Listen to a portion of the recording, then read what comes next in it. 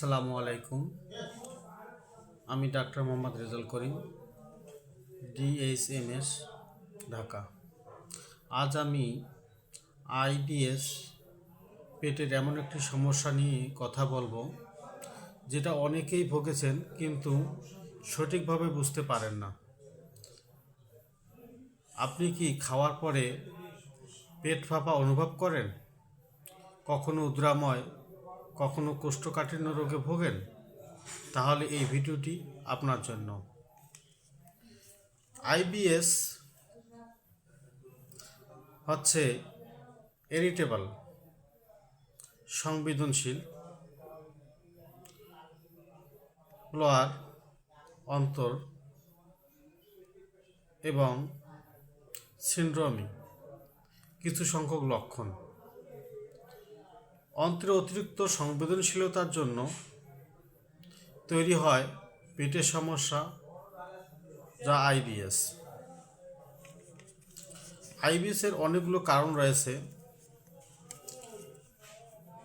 এই IBS কেন হয়, আমরা কেন এই IBS রোগের মধ্যে পড়ে যাই, এর একটি উল্লেখযোগ্য কারণ হচ্ছে মানসিক চাপ।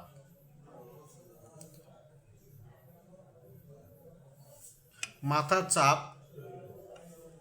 পেটে গিয়ে পড়ে। অনেক সময় টেনশন, দুশ্চিন্তা, হতাশা, ভয়, পরীক্ষা, চাকরি, পারিবারিক ইত্যাদি কারণে অন্ত্রের মুভমেন্ট নষ্ট হয়ে যায়, অনিয়মিত হয়ে যায়। এর ফলে এই সমস্যাটি দেখা দেয়। তাই মাথায় যদি ঠিকভাবে বা মাথার চাপ ঠিক না থাকলে তা গিয়ে পেটে পড়বে এবং এই ধরনের রোগ লক্ষণের সৃষ্টি করবে। IBS-এর জন্য অন্যতম আরেকটি কারণ হচ্ছে খাবারের অনিয়ম। অনেক সময় অনিয়মিত খাবার খাই, সকালের খাবার দুপুরে খাই, সকালে না খেয়ে থাকে দুপুরে ভরা পেটে খাই, রাত্রিকালীন সময় ঝাল টক মিষ্টি খাই, মশলাযুক্ত খাবার খাই। এই খাবার অনিয়মের কারণে IBS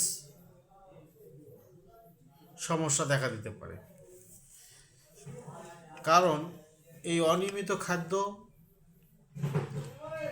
অপরিমিত খাদ্য, অতিরিক্ত খাদ্য, মশলাযুক্ত খাদ্য, চা কফি আমাদের অন্ত্রের ইরিটেবল সৃষ্টি করে।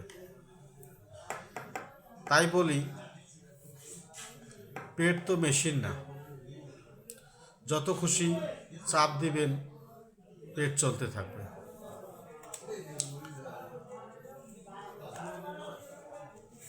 IBS রোগ লক্ষণের জন্য আরও একটি অত্যন্ত গুরুত্বপূর্ণ কারণ হচ্ছে অন্ত্রের কাজের অনিয়ম। এই অন্ত্রের কাজ সবার ক্ষেত্রে সমানভাবে করে না। বিভিন্ন চাপের কারণে এই অন্ত্রের কাজের অনিয়ম সৃষ্টি করে।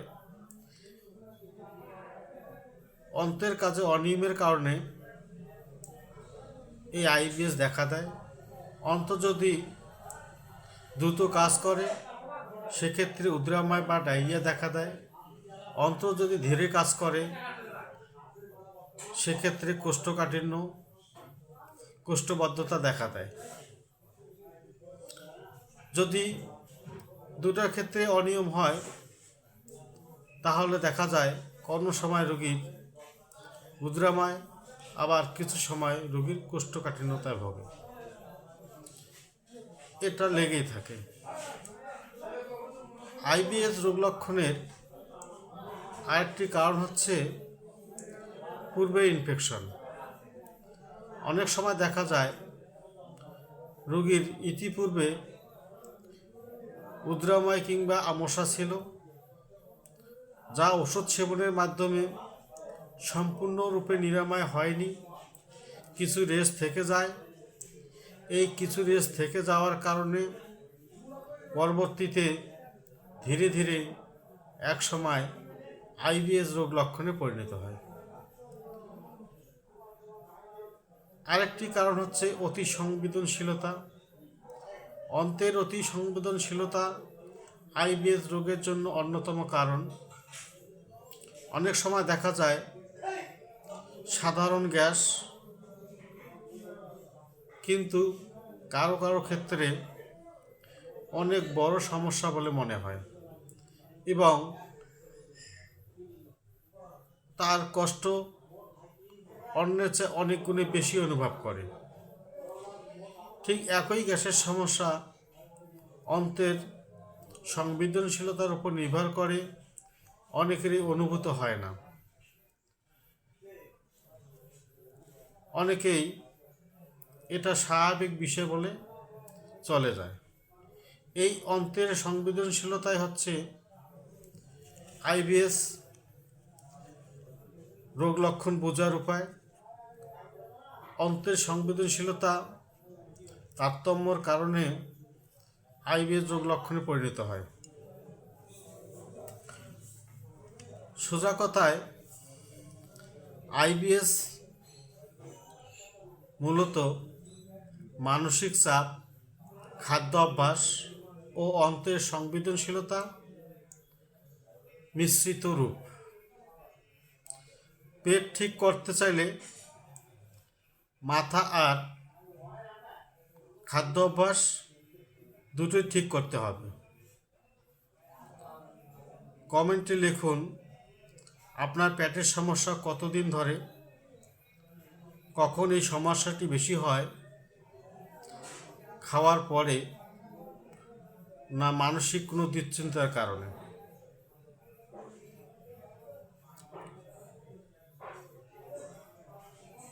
পরের ভিডিওতে আমি আপনাদের সাথে শেয়ার করব হোমিওপ্যাথিতে আইবিএস এর চিকিৎসা কিভাবে করা হয়,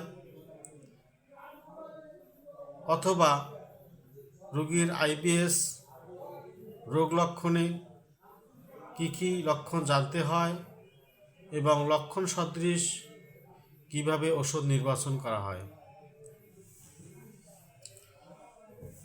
আপনারা নিশ্চয়ই পরবর্তী ভিডিওটি মিস করবেন না, এই আশা রেখে শেষ করছি। আসসালামু আলাইকুম। আল্লাহ।